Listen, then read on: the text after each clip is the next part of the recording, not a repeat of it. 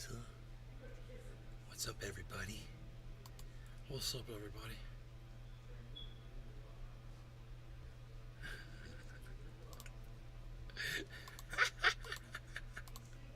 Sorry, reload, baby. He's got my back over there on Twitter. Nobody else did what he does. Thank you, Cyber Reload. You are a true friend indeed.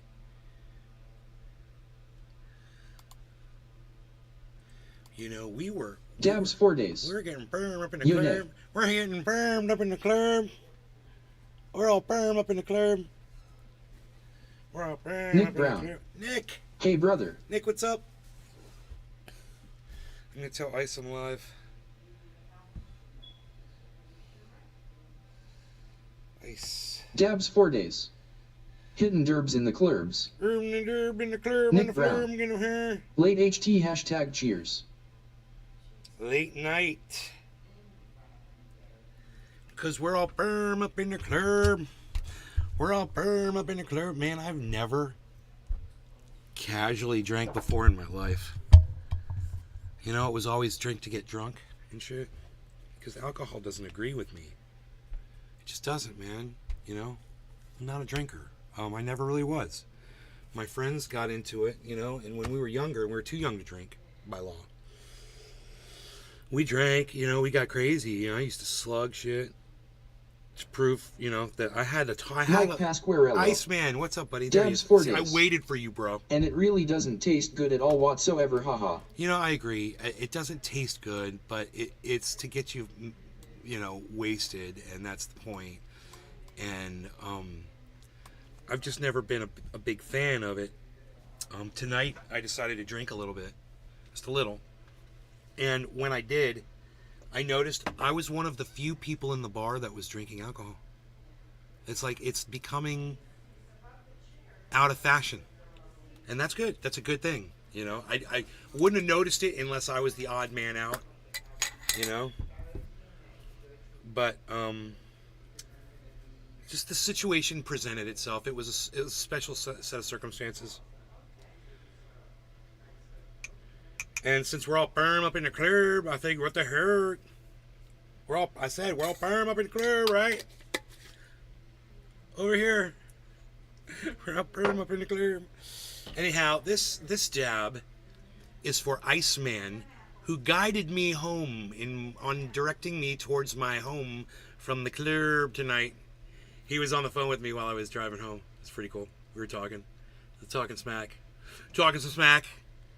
Talking about smack. Talking smack. But, you know, we're all firm up in the Clerb, so it's cool. It rides. Nick Brown. Cannabis is taking over the good times. Maybe Mike it is. Pasquarello. Dabs up. Soon, Cheers. my friendly friend. Oh, we never got higher than 3222. Look at that. We're still at 3222. Okay. Cool. So it leveled off. It planed off like I told you it does. It did the step. It's still. Patrick John Welder. DJ Dub. Good evening, Nick. DJ Dub. Watching Ted 2 and forgot how funny it was. Ted 2. I don't know what Ted 2 is.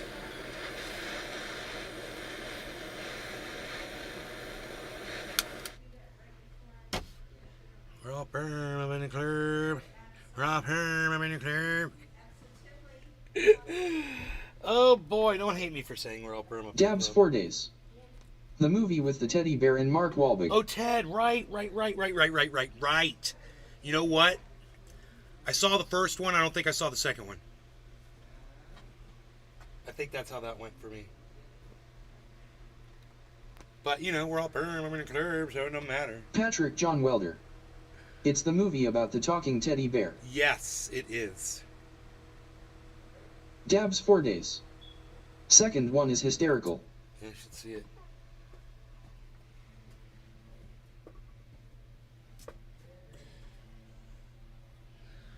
Okay, guys. No law regarding cannabis. Cheers to Iceman. Dabs for days. Patrick John Welder. Sean Orca guy, I think, was here. Good night, Mom. Love you. Sean the Orca guy? No, he's not here. Okay, but everybody else. Cheers to Mike all of you. Pasquarello. Cheers.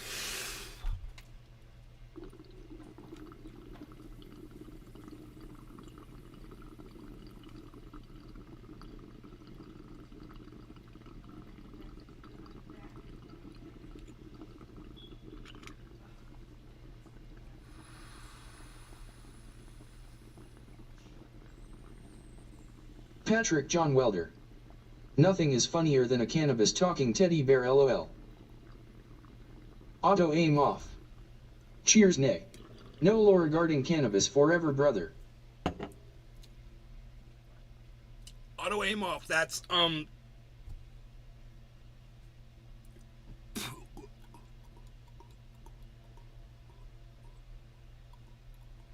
know who that is. Auto aim off is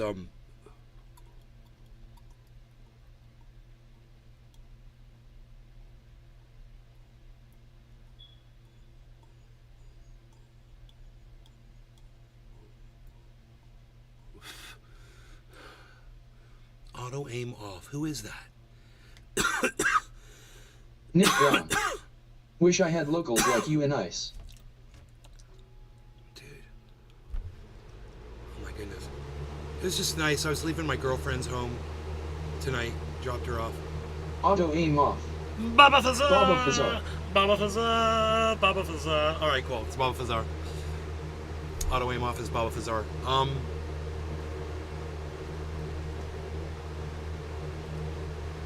And I had a couple drinks. Two tequila shots. And, you know, had them over a period of like an hour with dinner.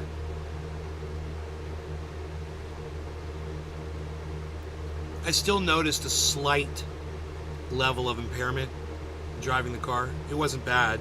It wasn't distracting me, but I noticed that I had to pay more attention to the road than normal. Just 2 shots. And I'm a big guy. I'm 200 pounds. Well, I'm not 200 pounds, but I'm close to 200. So, you know, a shot per 100 pound. You know, my girlfriend, she's tiny. Oh, that reminds me, I guess. And she can just, I don't know where it goes, man. She can just absorb it. She's just got that talent, man. You know?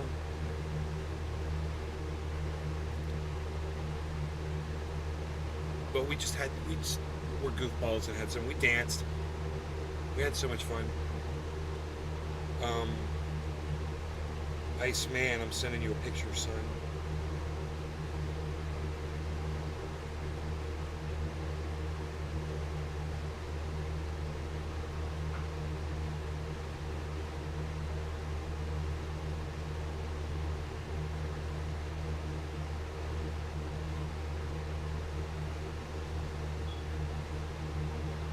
Nick Brown.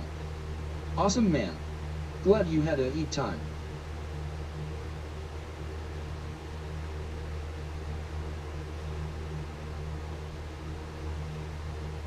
We're all Ferm, I'm in the Clerb. Mike Pasquarello. Nice pick.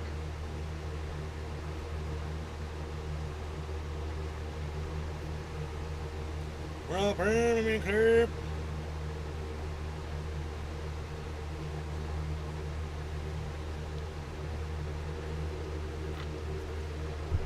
It's fun to say that.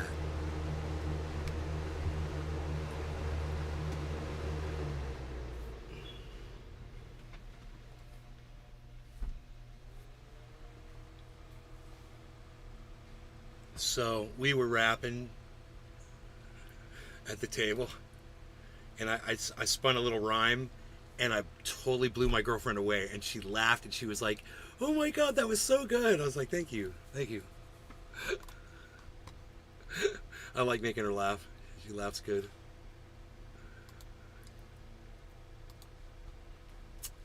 3 people watching, it says. 2 people. How is that possible? Right? That's not possible, right? I just talked to how many of you?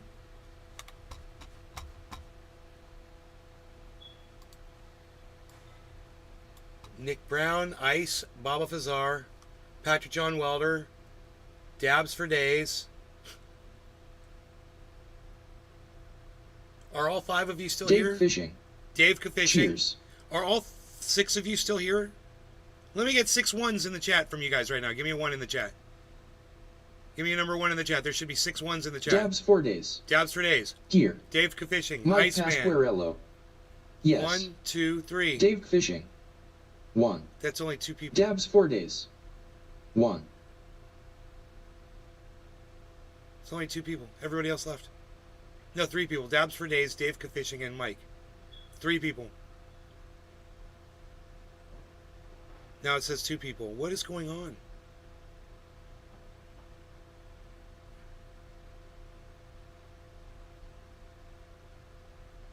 Nobody else can give me a 1. Well, so we lost. All right, so we lost Nick Brown, and we lost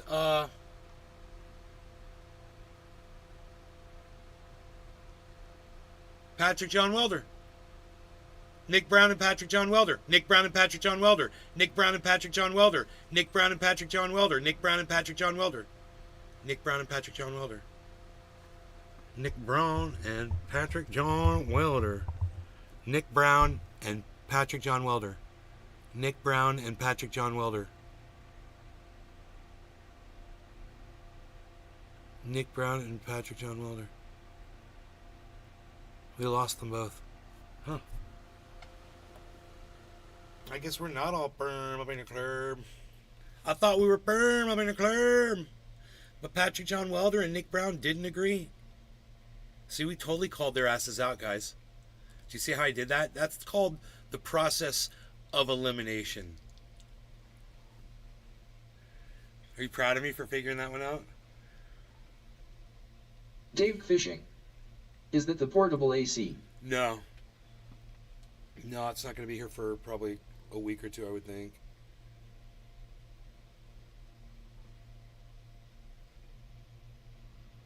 Man, I was really upset about ordering a ladder. It was a $300 ladder, and the fucking transportation company that was bringing it to me, they couldn't get it through my guard gate. The guards wouldn't let them through. And I'm like, they didn't have my phone number. They had the wrong phone number for me. So they couldn't call me. I couldn't call them. I'd call them, but I couldn't get through. So I contacted the people I bought it from, and they contacted the shipper, and the shipper said, we couldn't get through the guard gate. And I told the purchased company to tell the shipper to use your ID, show your ID at the guard gate, and your company, your driver's company is now on the guard list. So just say the guard list, just say the company name, and they'll let you in. They said it's going to take at least 24 hours to reschedule your delivery. I'm like, whatever, man. You're a fucking delivery company, and it takes you 24 hours to fucking do something that you've already got the paperwork for? What is fucking wrong with you? Fucking idiots. Oh, we have to put the order in again. What? What does that even mean? What does that even mean you got to put the order in again? That doesn't make fucking sense to me.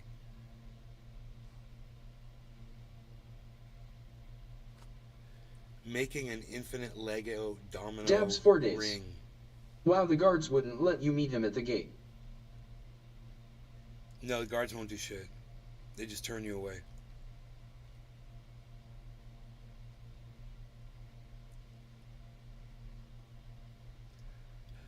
Dude, this went up 4 hours ago. Police officer realizes there's a head in a bucket. I'll bite. I opened the towel, I picked up the towel and dropped it. I don't know what the fuck it is, man.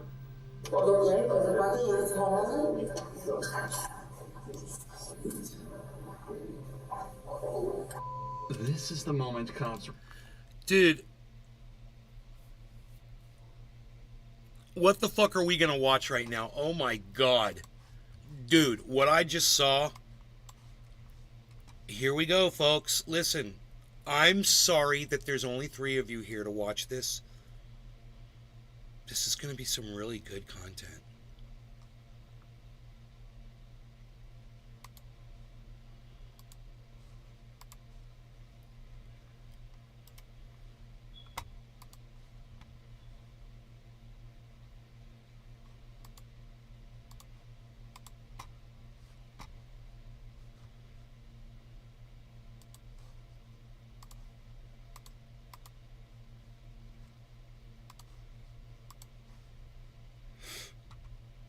Nick Brown. Here to stay. Hell yeah, Nick. Nick, where were you, man? I was looking for you before. You guys, watch this. I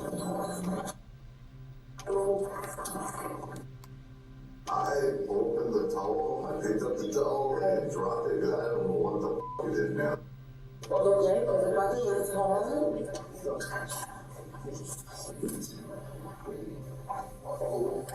This is the moment cops realized there was a head in the bucket at the crime scene. But little did they know, the entire case would only get more and more horrifying. On the 23rd of February 2023, police visited the apartment of a suspected killer, Taylor Shabiznes. This is where they would quickly find out They found out her business real quick, didn't they? that she's not only insane, but a complete psychopath. Nothing. Hey, is this blood? Does this look like blood to you? Or am I just tripping?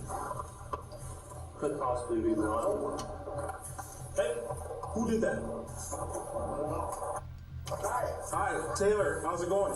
Officer Russell with the Greenville Police Department. Taylor, you have one more for your just put your hands together. You got it. Come on, The cops were searching Taylor's property on a warrant and discovered bloody footprints next to her car and blood literally on her hands. But upon searching her apartment, they found the very thing they had been called to find in the first place: a human head in a bucket, first discovered by the victim's own mother. The police wasted no time in getting her into custody, where one of the most chilling interrogations of all time would begin. Dude, I literally just got a chill down my spine. Did anybody else? It literally just went from the base of my neck all the way down to my lower back. It felt like an electric shock almost. It was that strong of a chill. Anybody else? Anybody? Hey, Ice. Yo, Iceman. Is the hair raised up on your arms, bro? Holy shit. Talk about a chill. No law regarding cannabis. Cheers, everybody. I'm going to do a bong rip to this shit. This is crazy shit. My bong rips make it better for all of us. Boyfriend. Well, they found out kind of disturbing stuff at the house there. Oh, really? Yeah. Yeah. A lot of blood. Basically, Shad's head. Yeah. Pretty fucked up. It's immediately obvious how stone-faced and cold Taylor is being. She's showing absolutely no emotion about anything, including the goriest details of the case. Only managing to mutter, "That's fucked up," in regards to the severed head. Often psychopaths like to talk up their own crimes as it gives them a sense of self-gratification, but we haven't even begun to see exactly how insane she is. Where's the rest of this body? It's there, inside the house. It is in the house. It's inside his house. Can you tell me what happened? It's a good question, because I blacked out during that time. Were, you two being intimate, having sex? It was getting there. Just getting there. Okay. So will this be considered foreplay? Yeah. Yeah. You guys done something like this in the past? Not Do you use manual strangulation during sex at all? a manual strangulation, yes. Taylor claims that she and Shad were being intimate that night and she'd used the dog chain to choke him. But apparently this wasn't unusual for them. But that evening she just didn't stop until he was almost dead. She also mentions that she'd been smoking meth that night, something that definitely could have contributed to the horrifying events that followed. Where's your body? The body there. So we're gonna take the head somewhere? I like that. You liked it? So you dismembered the body too? Yeah. Well, what did you do with the body? Dude, this cop is a goddamn superstar, man. He's a fucking rock star for Prove in hell. conducting Hey-ya. this interview so professionally and matter-of-factly and not showing shock to get her to just out everything. This guy's a goddamn...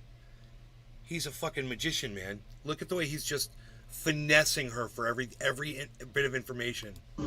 They're in the house. Someone? They're like, He's just like he's like your fucking cool uncle that you have a problem and you're gonna come to and you're gonna work everything out. You know? absolutely in the basement. I was gonna bring them. And then, He's just there to help, I man. got the head. I wanted the head. Did you bring anything with you? Yeah, it's in the van. What? It's in the van. It turns out that Taylor had not only choked out and beheaded Shad, but also dismembered multiple parts of his body and hidden them throughout the apartment. Just this thought alone is grim. But No. If I'm dismembering somebody, if I'm gonna cut somebody's head off, I would do the same thing, man. Be storing shit around. I'm a hoarder. What can I say, man? Find cool ways to store your shit and fucking stash it all over my fucking house. Then I don't have to worry about other people finding it. You know, that makes total sense. exactly I get it. how is another story entirely. How did you dismember his body then? Nice. With what? Nice. Knives? Knives. About 4 knives. Kitchen. Kitchen knives. No. It was alright. It was alright. Bread knife works good. A bread knife works good. Dude, a bread knife, bro. I Dude, if you don't know what a bread knife is, I learned this for the first time. My girlfriend showed me. I'm like, I hate fucking cutting a bagel because I'm worried I'm gonna cut myself. She's like, you gotta use a fucking bread knife. I'm like, really? She's like, yeah, you got one. She goes and shows me a fucking bread knife. I'm like, that's a vicious little bitch, isn't it? You know? That'll get the fucking job done. That it's a goddamn hacksaw. A bread knife is a hacksaw with a rounded tip, guys. It's a fucking hacksaw. So because it's got a rounded tip on it, you could fucking put pressure on it and go rah, rah, rah, go right through something. She knows. She knows about the bread knife. so like, yeah. I got lazy last night, so. Once Shad was dead, Taylor sawed off his limbs with a blunt bread knife. There it is. And tossed each individual piece of his body into a black bag the police later found in the basement. But somehow, the most shocking part of all of this is how casually she's talking about it. It's almost as if she doesn't see anything wrong with what she's done. Well, she's a psychotic killer. That's what they do. I mean, I don't find that part shocking at all. Yeah, I know people who are unstable, and you know, when they're looking at things or talking about things that you or I might find utterly shocking, to them it's just like talking about what they had for breakfast or how the sunrise looked this morning or the date they went out on last night. That casual, when you're talking about things that you would normally not talk about with other people. So I know people like that. So this to me isn't shocking at all. If they are going to go that far that they're going to take someone's life, they're completely out of touch with reality. And in order to do that, this is how you do it. In order to kill people, you disassociate. You know, this was not done out of rage. She had felt that she had a need to do the things that she was doing. It was a compulsion. Ben Roach. Hello, Nick. That's compulsive behavior. Hey, Ben Roach, what's up, brother? That's a compulsion, just like, you know, overeating or, you know, doing lines of cocaine or something you can't stop doing. Sex addict. You know, she's addicted to murder. Psychopathic murderers often take pride in their work and enjoy the attention that it brings them. Ted Bundy, for example, was constantly delighted to speak to the press for likely the same And she doesn't seem that way. She seems proud to tell this guy, but it doesn't seem like she's like, you know, wanting to go out public with it and shit. reason Taylor is laughing about what she did. Narcissism. Taylor is saying that this was an accident, but the joy she's getting out of explaining every tiny detail to the detective implies that while she maybe didn't plan it, she certainly had no issues with what she did. For the next 5 minutes, Taylor describes how she cuddled with his body after killing him and how she used parts of his dismembered body, specifically his genitals. Wow, To so pick let's the just interview stop. back up as Let's just stop here right now and just say this. This is adult content. This adult content is found on YouTube. My disclaimer is this: I'm sourcing out this content from YouTube. I know that it's over the top, but this is an over the top channel watched by adults, as it says in my my non-ability to make this available to children. So the disclaimer for YouTube is this is a YouTube video. It's already up. All right. She continues to bluntly describe the chilling events of that night. You do anything particular with the head or the body? What would you do with the blood wrapping up front? It's still in there, still in the toilet. There's a shower in the basement. You go in the next side over and I just dumped it out. There's probably still in there. She dumped his blood out down the drain in the shower, I think she said. Yeah, well, I drained his head. Well, like, after I started his blood, I put it in the bucket, but when there's still blood in this bucket because it's coming out of my head, should have took the brains and but I didn't do that. And then I looked. So you cleaned his head in the shower and got the bucket. Oh. Not only is Taylor comfortable with Good in hell. dismembering and beheading Wow. her former lover, but it seems she was also fine with draining and washing his head, and possibly even removing his brain. It's unclear why she felt the need to do this right now, as things really aren't adding up. She had already discarded and hidden the rest of the body, so if she was attempting to hide it, then she would want to dispose of the head too. There is something much deeper at play here, and the detective is desperate to figure out what. So when he put the chain on his neck, he thought that you guys are going to have kinky sex. You think that's what Chad was thinking, maybe? What were you thinking? I was gonna do the same thing. You know, I was going in, and I did. And I went in. But then he was gonna choke me, but he didn't really say it, so I'm like, he put it on his neck. I already know I'm gonna choke him, and I did. But before you chain went around his neck, were you and Chad like kissing or any foreplay or anything? No, we were chilling at home. You just chilling. So all of a sudden the chain went around his neck? Yeah. How come? I'm just trying to get it. He likes it. Alright. I was gonna walk him like a dog. You know, and he wanted that? I have no idea. What am I gonna do it anyway? Okay. And you're claiming it was his idea? No, it was his idea. It was all him. Alright, so How the fuck is this guy so comfortable to be able to sit with a human being that he knows is capable of just flying at him and trying to gouge his eyes out, or rip his fucking ears off, or bite his fucking mouth off, or grab his hand and just bite his pinky off? Why? How the fuck does this pig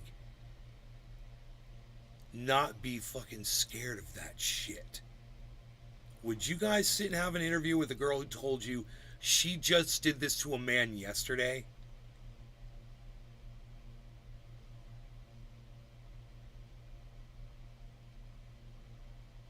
Let me know in the chat. I'm here to help, folks. So you're on the bed, the chain goes around his neck and you start choking him. And you just realize that he was gonna die or what? I'm just like, shit. I think I went a little too far, because like I was blacking out while I was doing it, right? And then I thought, and then like, I look at him, I'm like, shit, he's already crippling. So I'm like, I don't know if he's fucking, is he good? But then like when I woke up, like, you know, like during the blackout, I'm like, shit. I didn't mean for all this to happen, and I'm like, I fucked up, I know I fucked up. I'm like, shit. Yeah, I'm sorry. That's what happened. This is the closest Taylor has come to remorse in the entire interrogation, but it's so... It was shocking to hear her say that. Yeah, I'm sorry. heavily undermined by everything else she said, it's impossible to believe she's being genuine. It's likely that she's only saying this because she knows that showing some remorse could help her defense and get her a lighter sentence. In fact, throughout the entire interrogation, It seems as though she's been attempting to do this very thing. Taylor's story is that she got home with Shad and almost immediately grabs the chain and started choking him. Then she suddenly blacked out, saw him dead in front of her, and despite not wanting him to be dead, didn't call an ambulance and instead dismembered him, played with his body, and then laughed about it with police. These don't sound like the actions of an innocent person, and the detectives don't think so either. The case was brought to trial almost immediately, where Taylor would continue to show just how insane she really is. Take a look at her demeanor as Shad's best friend testified in front of court. When I got there, we were just chilling, chopping it up, like how we always do. And basically, I was like, Taylor was asking like, you wanna hang out with Shad? She was asking me like for consent to hang out with Shad, to bring him over, and I was like, yeah, that's fine, it's cool. This behavior continued for the entire trial so far, as she smiled, smirked, and laughed her way through the whole thing. But it seems that this didn't give the jury a great impression of her, as she found out when the verdict was cast. Hope she got the death penalty. Okay. First verdict reads as follows. But she's... The jury find the defendant, Taylor Denise Shabusiness, guilty of first-degree intentional homicide as charged in count 1 of the information. Dated this date, it's July so 26th, non-dramatic, isn't it? Signed by the foreperson. Taylor Shabusiness was convicted of first-degree murder, mutilating a corpse, and sexual assault. Hey, maybe she should have minded her own business. Boom, boom. As of this video... You're welcome. Hey, I just flew in and gosh, my arms are tired. Hey, I'm gonna be here all week, folks. In fact, I'm here forever. Look at me. I'm a bastion of society. Videos upload, she's I don't know what that sentence, means, but is facing life in prison or even the death sentence. I hope so. If you enjoy true crime videos like this, make sure you're subscribed to see more. Okay, make sure you guys check out Dr. Insanity on YouTube. There you go.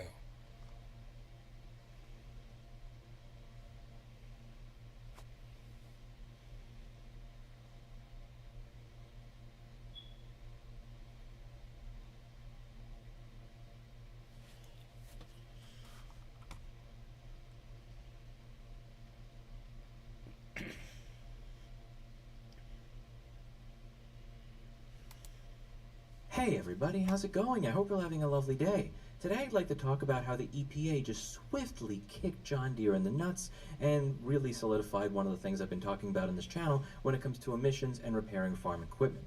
I did a video a few months back where I was responding to somebody from the Far West Equipment Dealers Association that wrote a giant wall of text at the end of it that said that all this right to repair stuff is about misleading the public about the fact that farmers can't repair their equipment. They want access to control horsepower and emissions, which the federal government regulates to comply with safety and air quality. We suggest you do your research and learn more about the fines imposed by the EPA and all this other stuff.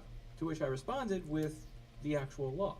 I read the law, and when you read a law, it's actually very clear when it comes to emission standards. Before the and motor law, here, you will see one of my favorite statutes, where it says the administrator shall require manufacturers to promptly provide to any person engaged in the repairing or servicing of motor vehicles or motor vehicle engines, and the administrator for use by any such persons with any and all information needed to make use of the emission control diagnostic system prescribed under this subsection and such other information, including instructions for making emission-related diagnosis and repairs. Later, Ben. For anybody who may be curious how this relates to right to repair or whether they should be able to get access to it, read this particular clause.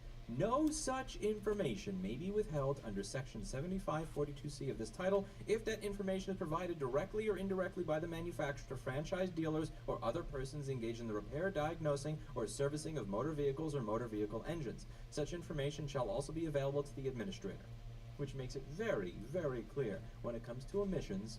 This is not an excuse to be able to not allow people to be able to repair their own tractors. Now, there is a little bit of ambiguity here because you'll hear this all the time. Emissions, emissions, emissions, emissions, emissions. We'd love to let people fix stuff, but the damn EPA won't let us. John Deere and their dealerships are pretending to care about emissions when the reality is they just don't want people who buy the tractors to be able to get access to what is necessary to be able to maintain them themselves. And the EPA just smacked this down today in the most beautiful fashion, and I must read it to you all. This is an article that comes from Progressive Farmer. It says, nothing in the Clean Air Act forbids farmers and independent repair shops from making emissions and other repairs to agricultural equipment. EPA Administrator Michael Regan said in a letter to the National Farmers Union on August 4th. Equipment manufacturers often say the Clean Air Act doesn't allow farmers and independent repair shops to repair emissions equipment, raising concerns about liability for improper or even potentially dangerous repairs. Regan went a step further in telling the group the Clean Air Act actually encourages such repairs. Crucially, the Clean Air Act makes no distinction between repair by a manufacturer versus another party, Regan said in the letter that was sent in response to a June 13th letter from NFU President Rob LaRue. The reason this is very important is because the code that I'm citing here is referring to motor vehicles. So there are people out there that were shills for John Deere that were saying, technically a tractor is not a motor vehicle. So I don't think that was what they were intending. But here the EPA head appears to be doubling down on what it says here regarding emission standards in the law and clarifying that this does indeed apply to tractors, which means you cannot withhold it. As it says here, no such information may be withheld. No such information may be withheld. As long as it's being made available to franchise dealers or other persons engaged in repair, they gotta make it available to you. Crucially, the Clean Air Act makes no distinction between a repair by the manufacturer versus another party, Regan said in the letter that was sent in response to a June 13th letter from NFU President Rob LaRue. Actions that qualify as repair or replacement are allowed under the Clean Air Act, regardless of who makes them. Moreover, nothing in the Clean Air Act or the EPA's regulations limit a manufacturer's ability to provide service, tools, and information to consumers and Very interesting. Pledge your claim now. What? Hey, Aaron here, and this is for Celsius creditors. It's a time-sensitive video. Take a look right here. It's to pledge your support as a Celsius creditor. Now, I think this is incredibly important. I'm sorry I didn't tell you about this earlier. I have been traveling a lot, but this is very important to do before this kind of timer runs out. So we have 13 hours as of me making this video. So what this is about is basically the Earn ad hoc, which I covered in a previous video. They had a couple complaints to the disclosure statement, and Simon summarizes them right here, and there's also some more information down here about each of the complaints. So I'll go over them very quickly, and then I want to walk you through how to pledge your support by completing this form. So right now is a critical time where we, the community, can have a voice in this process, because the disclosure statement that was presented is not great. So let me just cover some of the issues that the Earn ad hoc had. So lack of clarity about tax consequences. There's a lack of transparency about who is going to get the benefit when crypto goes up. That is super important, and the disclosure statement did not cover that. There's issues with the liquidation process, litigation recovery process. There's a lack of guaranteed board seats for Earn claimants, which makes no sense because Earn claimants are the majority of people in this case. There's a lack of detail about the methodology and calculation of the illiquid assets and the mining company, and this is really going to tie into how the NewCo is valued. There is lack of info about whether alternative wind down bids were presented and if they're better than the brick option, which is very, very expensive. There's a lack of clarity about how any excess recovered from the litigation will be distributed. These are all incredibly important things. And there's also a lack of detail about the $2 billion FTX claim, which is an enormous claim, and I personally would love to know more information about it. So what the Earn ad hoc did is they submitted this reservation of rights. And what that does is it allows them to, down the road, basically say we're not going to approve this disclosure statement. So what the Earn ad hoc said is that they fully reserve all of their rights to supplement this filing of the disclosure statement and to raise additional concerns regarding further amendments. So that is what Simon Dixon is trying to get support for, all of these issues that the disclosure statement did not cover. There is more information here about each one of the concerns that the Earn ad hoc had. You can click it and you can read a little bit more about it. But basically what I want to encourage you to do is to fill out this form and pledge your support. Now, what does pledging your support mean? It doesn't mean that you are voting for or against the plan. It doesn't even mean that you are voting for Simon Dixon. It just means that you are supporting right here, you are supporting these issues that the Earn ad hoc had, which I think was one of the best documents that was submitted to the court or to the docket, really going over some major issues. Again, who's going to get the increase in value when crypto moons? Is that going to come to us? These are a lot of questions that I've had and people have been asking me, and I've been like, honestly, I don't know. It may go to the freaking FTC. I don't really know at this point. So by submitting this document and by pledging your support, you are basically saying, hey, I have this amount of money as my Celsius claim, and I want my claim to support the initiative that the Earn ad hoc presented. So how do you submit this form? First, full legal name on your Celsius claim. You can log into your account and it'll have your entire name there. Also, your email associated with your Celsius network account. So next you want to enter the USD value of your Celsius claim. Now, how do you find your Celsius claim? They have a little how-to. Log into your Celsius app, note down the balance of each coin held in your account, and then multiply each coin balance by the price on the date of the bankruptcy shown in this chart below. I'll also include the link to the actual document if it's a little bit clearer for you to read in the description. And then you add up all of those coin amounts and then you submit it right here in this box. So let's say you open up your Celsius account, you have 0.04 Bitcoin, you have 5 Bitcoin Cash, let's say you have, I don't know, said 5 in type 3. 48.7 ADA, you have 1,001 Doge, and then you have 12,000 USDC. So what you would do for Bitcoin is you would go to the chart on his website, or again, if this is too blurry, I'll include the link for you. You would go to Bitcoin, which is BTC right here. It's $19,881. Dude, I had Bitcoin that was 19 that would be worth 29,000 today if this motherfucker hadn't stolen it from me. 19,880. So that would be 0.04 fucking cunt times 19,880. Enter. That'd be $795. So then you do $795. Free Bitcoin Cash. You would go back to this page. So Bitcoin Cash would be right here. It's about $100.50. So going back to here, you do 3 times 150, and that would equal $301.50. $301.50. The price of ADA is 42 cents. So you can go here and do 48.7 times 0.42, and that would come out to $20.40. Taking a look at Dogecoin, it is at 6.1 cents, so 1,001 times 0.061. That comes out to $61. And then finally, USDC is just going to be the same in dollars because it is a stablecoin, so that would be $12,000. So then what you're going to do is add up all of these totals, $795, $301.50, $20.40, $61, and then add $12,000. So $795 plus $301.50 plus $20.40 plus 61 plus 12,000. That's going to equal $13,177.90. So 13,177.9. So then you will take this total amount, you will copy it, and head on over to Simon's page. And when you are filling out your form, you will enter that right here. Paste that in. Next to the type of claim, we have earn, loan. If you have earn and loan, or withhold, so you will choose there. Whether you are willing to support your info to the earn or loan ad hoc, so that is up to you. Next, represent my claim to support the initiative.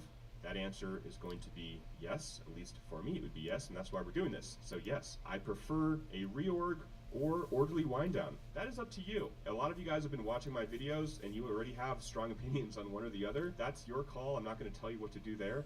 And then what country you live in, there is a drop-down menu, so pick your country. And then go ahead and click submit, and you are consenting to be added to Simon's email list, but only specifically for Celsius creditors. Now, Simon does not spam. I have been on his Bank to the Future email list since the summer of 2021. and he's only sent me relevant emails to Bank to the Future, so do not worry about that. Then you'll click submit and you are good to go. So that is it, guys. I just want to get this video out in time for you to pledge your support. So literally, if you haven't done it yet, I suggest, or at least what I'm doing, is pausing the video and go ahead and do this and submit your support here, because really we want all of these things that the Earn Ad Hoc said were issues. And after you submit your report, you can go ahead and read a little bit more about all of them, basically more information about the issues that the Earn Ad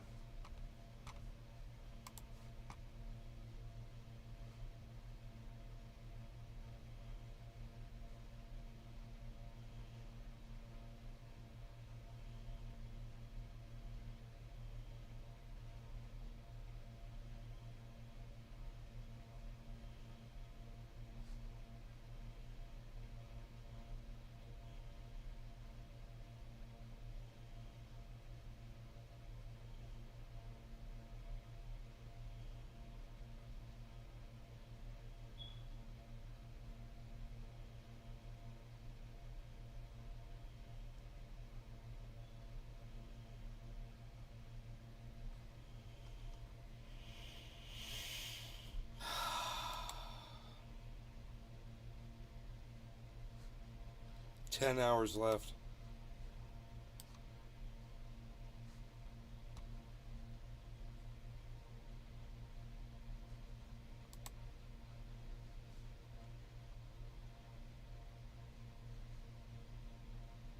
You're live. Hey everybody, Simon Dixon here, and I'm going to be going through some slides. So I'm doing this on Twitter Spaces at the same time as YouTube, but if you want to see the visuals, I got some visuals that I'll be going through on YouTube. So feel free to join me at Simon Dixon, wherever you are maybe. This might be on LinkedIn, it might be on Twitter, it might be Twitter Spaces, it might be YouTube, wherever you are. We want to be where you are, right? Okay, so we've got some really, really critical moment in the Celsius Chapter 11 case, and we are hitting that point right now where it is your turn to be involved, because now we need you in order to get this in the right direction, because there are three really important things that we need to get over the finish line. And I'd like to share with you from my experience of working with people that are trying to put in competitive bids, the current sponsors, the different ad hoc groups, the different groups of creditors, the different areas. I'd like to share with you some really important stuff in a message that I would like to try and get everybody to unify in a better way as a result of everything that hit the docket last night. So I'm going to do a few things. Firstly, I'm going to share with you where I think the game goes from here, what the next steps are, what the most important things are, and what I think are the most important things in order for creditors to get the optimized outcome for all parties. I'm also going to be going through, some of the different tweaks that I would like to see, and also a request for you to pledge your claim in support if you agree with some of the things that I'm sharing with you today. So we're going to jump straight into the slides, and then, as usual, we're going to do the Twitter space afterwards. I just want to share in general, before I pull up the first slide, we are now at the critical moment where we know what the future could look like for Celsius creditors, and we also know what it could look like if it all goes wrong. And I'd like to share my opinions, but none of this is obviously financial advice, legal advice, or tax advice, but there are critical decisions that affect the financials, that affect the legal side of this, and affect the tax side. And I'd like to share some of those so that Thank you, as a Jake. What's up, creditor, buddy? can now use your claim and voting power in order for us to get the best result that we possibly want. And I'm not talking about one particular party in the Celsius Chapter 11 claim getting what they want at the expense of someone else. I'm talking about, let's set up the game so that there is a completely fair structure. And I'd like to share with you how I think that can happen. And I'd also like to tell you that the progress that we have made right now is somewhat of a miracle. We still have the potential to make this the best recovery of all the chapter He has 11s, disturbingly small but we hands. can also epically fail if we get some of these decisions wrong. And I'd like to make sure that we did it and got that structure right. Okay.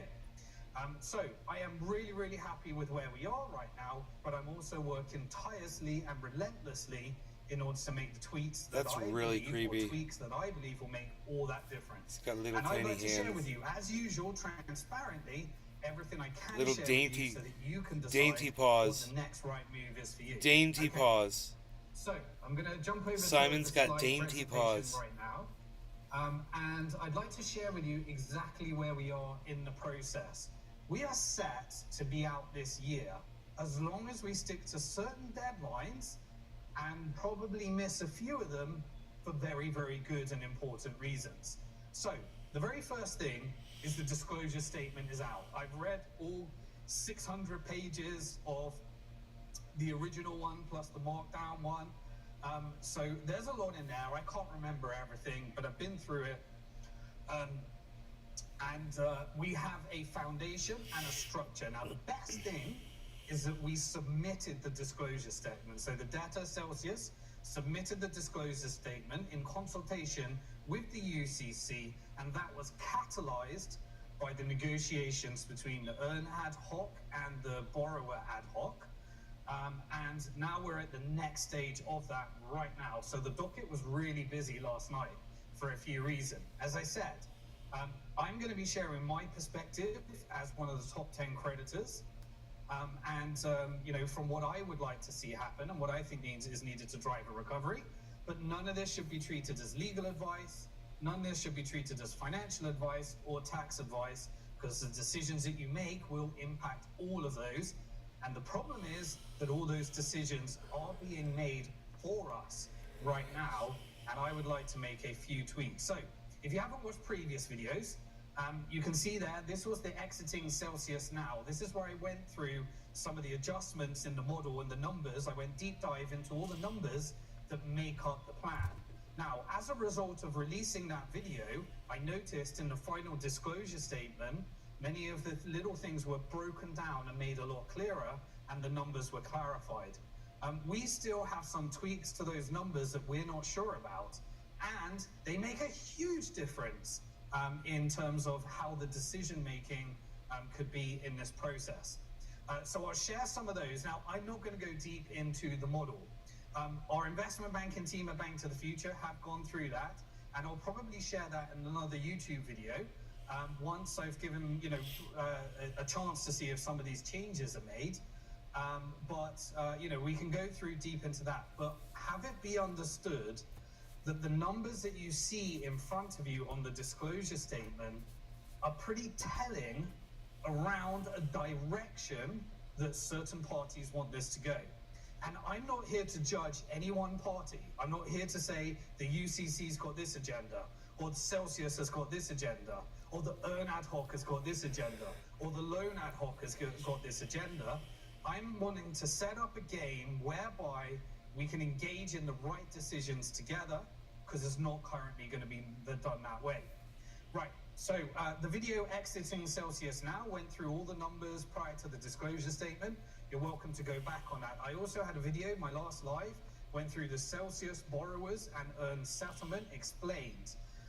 Now that has led to several objections to the disclosure statement, and I'll make sure you're up to date with all of those right now and what they mean for you, your recovery, and how. I'm sorry you guys find this boring. This is about the company that ripped me off $100,000. It means a lot to me.